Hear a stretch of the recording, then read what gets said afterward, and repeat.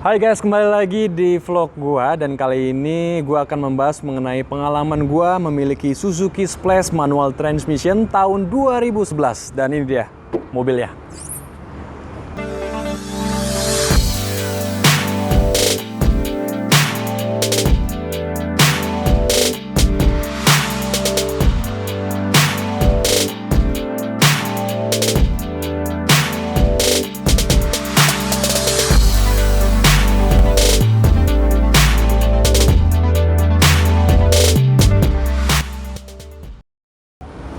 Ya, ini dia mobilnya Suzuki Splash manual transmission tahun 2011. Gua akan menceritakan mengenai pengalaman gua, yaitu 5 kelebihan dan juga 5 kelemahan dari Suzuki Splash ini. Yuk.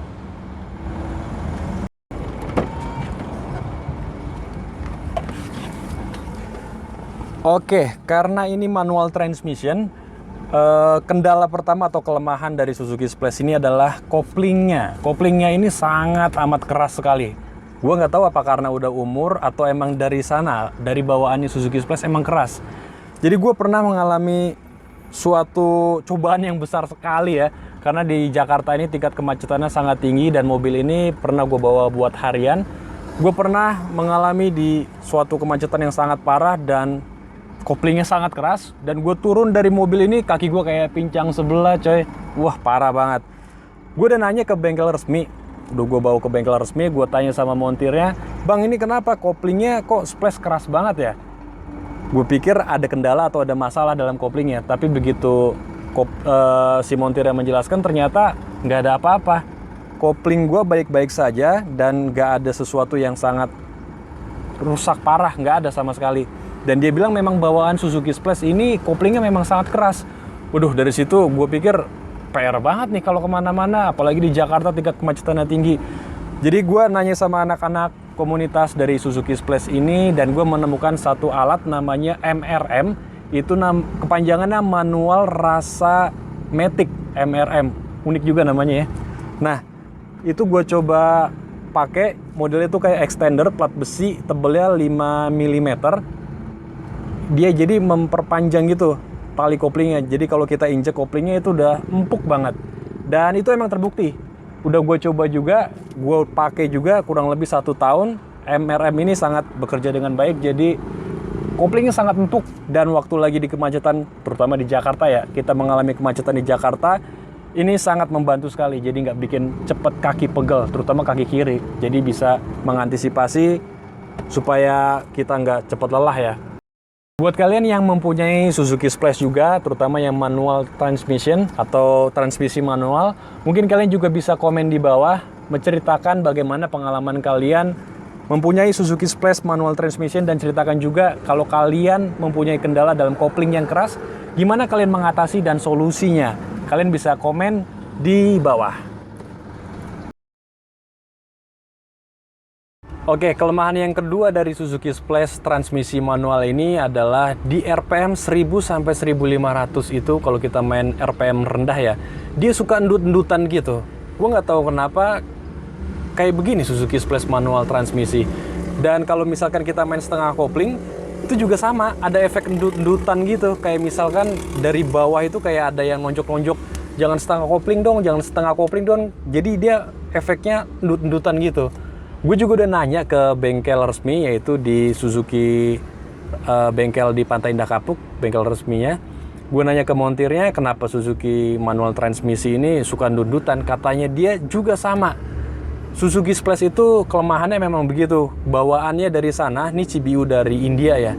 Katanya emang udah gitu, suka ndut-ndutan kalau di RPM rendah. Akhirnya gue nanya sama anak-anak komunitas dan gue ketemu salah satu penjual yang menjual alat namanya CAI atau kepanjangannya Cold Air Induction. Dia nyebutnya malah lucu, namanya dia bilang itu CAI, pakai bahasa Indonesia dia nyebutnya. Dan CAI ini dia mereduksi efek udara sehingga menghilangkan endut-endutan kalau kita main mobil, maksudnya kita menggunakan mobil ini di RPM rendah atau setengah kopling. Jadi sangat amat nyaman sekali ketika sudah menggunakan CAI ini. Jadi kita udah feel free lagi nih kalau misalkan main di RPM rendah ataupun setengah kopling, kita udah nggak ada endut-endutan lagi.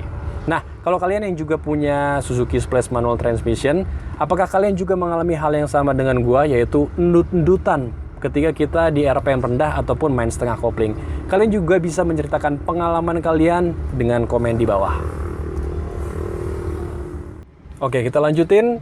Kelemahan ketiga dari Suzuki Splash transmisi manual ini adalah spion.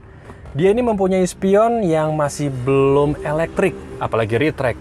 Jadi ini cukup amat sulit ya buat pengendara kalau dia mau mengatur spion, terutama yang di sebelah kiri, karena akan sangat sulit bagi pengemudi ketika mau mengatur spion di sebelah kiri. Dia masih pakai tuas yang seperti ada batangan gitu dari dalam. Memang memudahkan karena ada batangan, cuma tetap menyulitkan, terutama ketika kita berada di jalan sempit dan ini belum ada fitur retract. Itu juga menyulitkan bagi pengendara karena harus melipat spion dulu, membuka kaca, melipat spion yang di sebelah kanan dan juga sebelah kiri. Kalau misalkan kita berdua sama pacar, sama istri, gebetan atau mantan gebetan, mungkin bisa minta tolong sama dia buat ngelipitin spion pada saat kita ingin berjalan di sebuah gang yang kecil. Tapi kalau nggak ada, ini susah banget bro. Jadi kita harus nurunin kaca, kita keluar dulu, terus ngelipet spionnya. Nah untuk itu gue memodif spion ini supaya bisa elektrik. Jadi kita ngatur dari posisi armrest dan juga gue udah menambahkan fitur retract. Ini electric mirrornya dan yang di sebelahnya adalah electric retract-nya. Jadi kalau di jalan sempit, gue tinggal pencet ini. Gue pencet. Tuh, spion langsung menutup. Gue pencet lagi. Nah, spion langsung ngebuka lagi. Dan satu lagi yang mau gue kasih tahu, misalnya gue cabut kontak,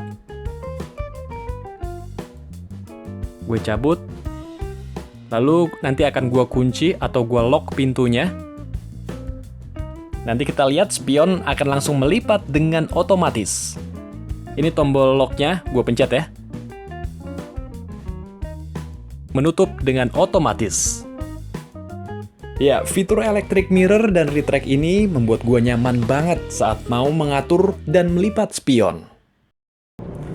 Oke, kelemahan yang keempat dari Suzuki Splash manual transmission ini, kayaknya di semua varian Suzuki Splash itu kelemahannya adalah setirnya belum ada tilt, apalagi teleskopik. Jadi kalau buat orang yang tingginya kurang dari 150 cm itu akan sangat pegel kalau untuk perjalanan jauh ya. Nah karena gue tingginya 180 cm, ini ukurannya pas ya dudukan setirnya, meskipun dia sudah fix, tapi karena tinggi gue 180 cm ini cukup tidak melelahkan ya. Tapi kalau misalkan di bawah 150 ini cukup pegel ya, karena dia harus sangat tinggi gitu pegangan setir yang nggak bisa diatur ke bawah sedikit. Jadi itu salah satu kelemahan dari Suzuki Splash semua varian ya. Jadi belum tilt dan juga teleskopik dari setir Suzuki Splash.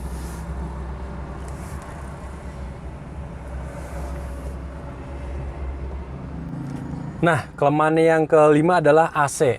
Gue nggak tahu kenapa AC di Suzuki Splash ini agak-agak berisik ya. Kayak suara rem angin dari bus gitu, kayak gitu.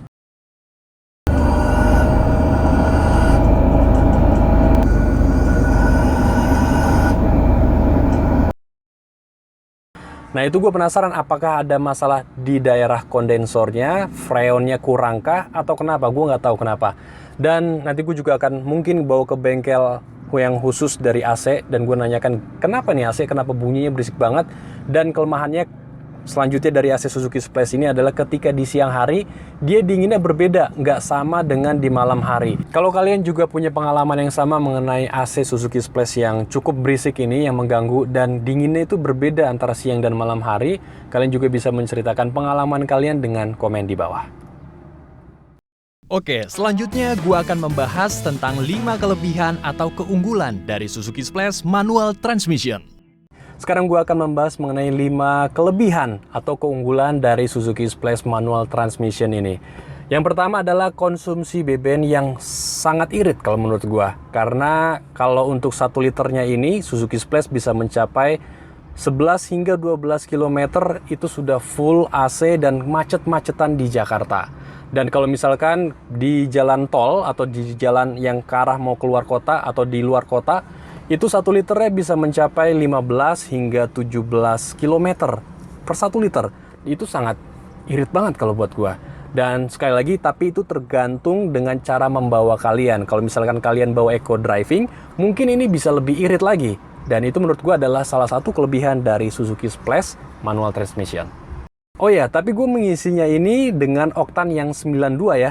Gue ngisinya kalau nggak Pertamax, Shell yang Super.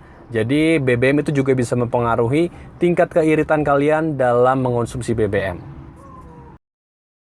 Oke, kelebihan yang kedua dari Suzuki Splash ini adalah yang gue suka juga, headroom-nya. Ini lumayan tinggi, lapang ya. Untuk orang yang tingginya 180 cm ini masih ada space yang cukup lebar, jadi nggak akan kepentok kalau kita melewati posisi tidur yang tinggi. Dan ini nyaman sih kalau buat orang yang tingginya 180 ke atas, dia masih ada sisa space yang cukup luas. Oke, kelebihan selanjutnya dari Suzuki Splash ini yang paling gue suka juga adalah dia tetap stabil di kecepatan tinggi. Gue waktu itu pernah bawa sekitar 130 km per jam. Dia masih stabil, nggak ada goyang sama sekali, dan itu gue suka banget. Oh ya, di samping kestabilan Suzuki Splash saat di kecepatan tinggi, seperti nggak goyang, nggak limpung, dan setirnya akan memberat, seperti mobil Jepang pada umumnya. Kelemahannya adalah bantingan atau suspensinya yang keras banget menurut gua. Ya, mungkin rumus mobil Jepang kayak gitu kali ya. Kalau mobil mau stabil di kecepatan tinggi, suspensi atau shocknya jadi keras. Dengan suspensinya yang keras, kalau melewati polisi tidur atau jalan yang jelek, nggak rata, atau jalan yang berlubang, ya main aman aja bro. Biar penumpang aman, nyaman, dan nggak memperpendek umur kaki-kaki.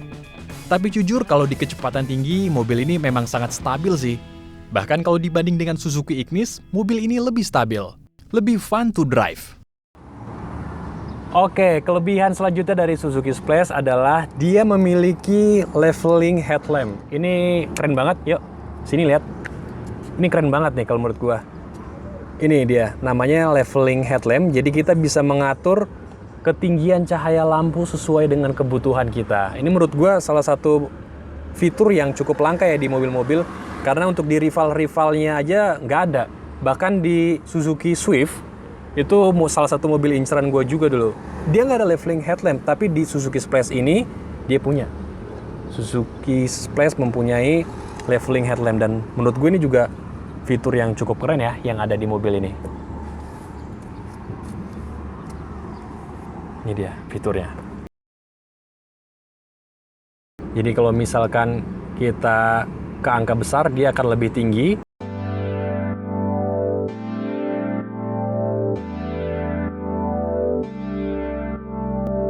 Dan kalau misalkan kita ke angka yang kecil, dia akan ke bawah.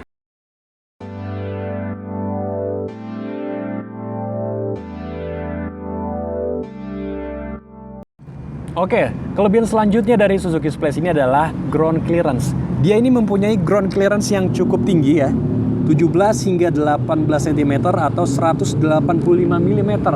Jadi kalau misalkan ini dibawa ke tanjakan yang cukup curam ataupun sedikit-sedikit off-road kali ya, ini menurut gue sih aman ya, maksudnya nggak akan gasrok kena bumper bawah ataupun bumper yang di belakang. Jadi itu menurut gue adalah that's a good thing buat gue. Oke, kalau membahas kelemahan dan kelebihan Suzuki Splash cuma 5 poin, mungkin ini terlalu sedikit.